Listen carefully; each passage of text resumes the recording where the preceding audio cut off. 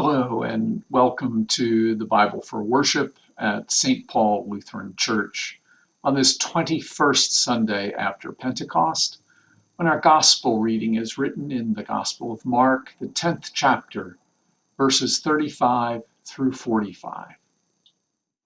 James and John, the sons of Zebedee, came forward to Jesus and said to him, "Teacher, we want you to do for us whatever we ask of you."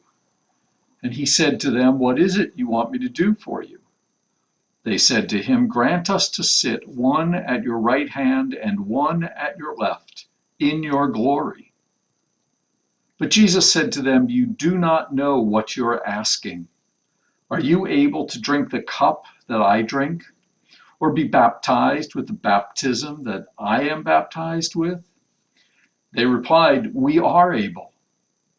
Then Jesus said to them, "The cup that I drink you will drink, and with the baptism with which I am baptized you will be baptized. But to sit at my right hand or at my left is not mine to grant, but it is for those for whom it has been prepared." When the 10 heard this, they began to be angry with James and John.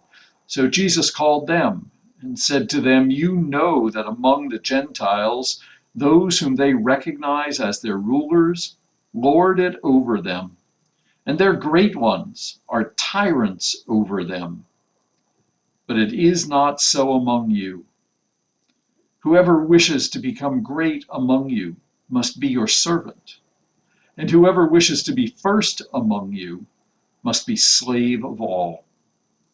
For the Son of Man came not to be served, but to serve, and to give his life a ransom for many." The Gospel of the Lord. Thanks be to God. This is the final scene in Mark's Gospel of Jesus' journey toward Jerusalem. Still on the journey, he will next come to Jericho in his encounter with blind Bartimaeus. But this still on the road, on the way, in those places where recently we have seen Mark is raising the question of what it means to follow Jesus. In the verses just before this, verses 32 through 34 of chapter 10, Jesus has made his third passion prediction, the third time that he has said to the disciples where it is that they are going and what will happen to him in Jerusalem. And just before that was the whole question about how one follows Jesus into the kingdom. Now, although this passage of 11 verses that we're looking at today is rather easily and smoothly blended into a continuous narrative, if we look at it carefully, we can see that there are actually two scenes with two different themes that have been stitched together with a transitional verse. The first scene is the one with James and John, for whom the question of following Jesus seems to be one of following him to glory, to victory. And Jesus responds to them when they ask to be one at his right and one at his left in glory. "You don't understand. To follow me is to drink the drink that I will drink, and to be baptized with the baptism with which I shall be baptized." And it is clear from whatever period of the Gospel's composition of early Jesus community tradition this might derive, it's clear that the cup that Jesus drinks is the cup of suffering and shame. And the baptism with which he is baptized is a baptism through the cross into death and then to the new life of resurrection. In that sense, this saying echoes something of Paul, who said that when we were baptized into Christ, we were baptized into his death, so that as he was raised from the dead, we too might be raised to newness of life. This is not the only place that we will see a kind of echo or resonance of Paul in this passage of Mark. But Jesus says to them, you don't understand what you're asking when you want to be one at my right and one at my left. And the mind jumps to chapter 15, verse 27, in the story of Jesus' crucifixion, where it says that there were two who were crucified with him, one on his right and one on his left, in language that is identical to that used by Jesus here. Moreover, Jesus' answer to James and John is not, of course you can't, or certainly you will, but rather, one simply cannot know. Not even Jesus knows. Not even Jesus can make that determination about who follows him. He says that is for those for whom it has been prepared, and that passive voice in the Bible often means that it is God who does the preparing. It is God who is the active subject of that scene. So yes, indeed, Jesus cannot know who will follow him, nor can we. God knows, and it is in God's hands whether we follow Jesus or not. The second scene is a teaching on position and rank among the disciples, and Mark joins this to the first scene with this transitional line in verse 41, when the 10 heard of what James and John had asked. They began to be angry. And so then Jesus turns to the other disciples, to the 10. And this is a familiar exchange.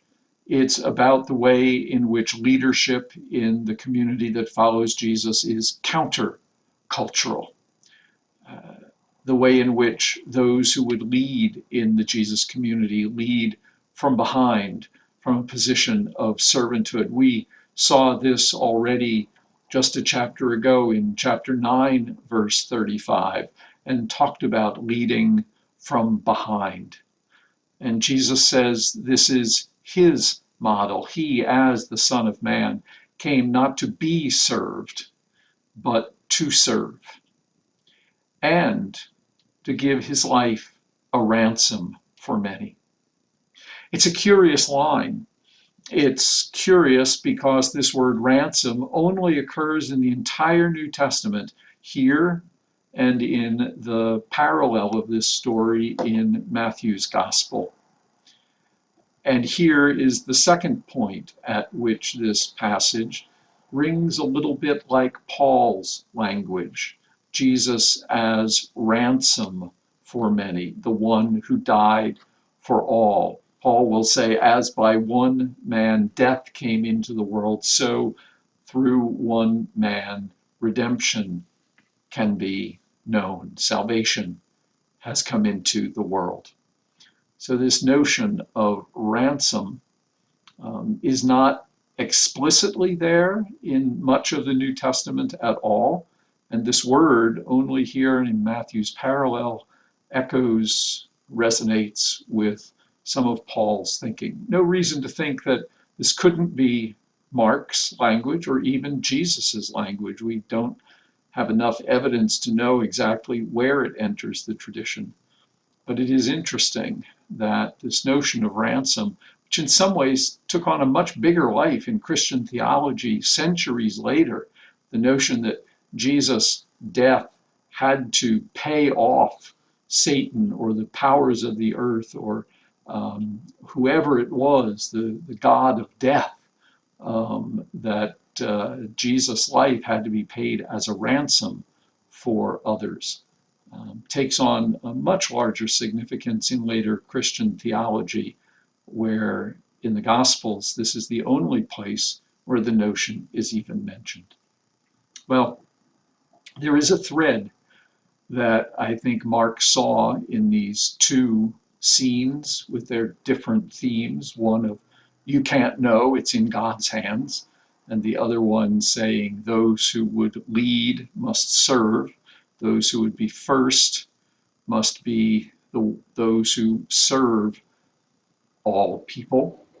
And the thread is that positions of honor and command reflect worldly values. They are usually held for the sake of the self, especially when one pursues them.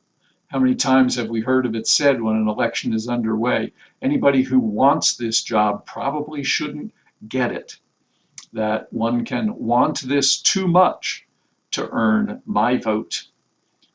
Positions of honor and command reflect worldly values in which the self is what is raised up in significance, importance, and appreciation. But when one undertakes efforts on behalf of others, on behalf of all people, when one becomes servant to others, even slave of all, then one is exercising the godly values that Jesus embodied when he gave his life for the sake of the world. Godly values where our lives are devoted not to exalting ourselves, but rather to strengthening, building up, and supporting the community as a whole. I think that's the thread that Mark saw in these two stories. And as a way of drawing to a close this question of how one follows Jesus on this journey toward the fateful days in Jerusalem, the notion that one follows by being the servant, looking out for and supporting the well-being of the community, sounds like a pretty good and a pretty consistent response. God bless.